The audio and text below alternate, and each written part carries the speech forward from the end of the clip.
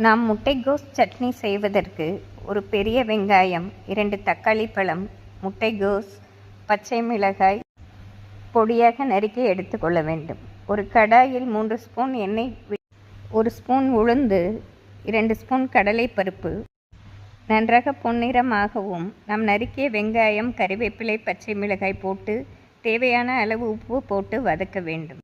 அதனுடன் 2 பல் பூண்டு, 1 துண்டு இஞ்சி போட்டு நறுக்கிய முட்டைகோஸை போட்டு 1/2 ஸ்பூன் மஞ்சள் பொடி போட்டு நறுக்கிய தக்காளி பழத்தை சேர்த்து நன்றாக வதக்கி 1 ஸ்பூன் வெல்லம் போட்டு நன்றாக வதக்கி நாம் ஆறவும் மிக்சியில் அரைத்தோம் என்றால் அருமையான முட்டைகோஸ் சட்னி ரெடி.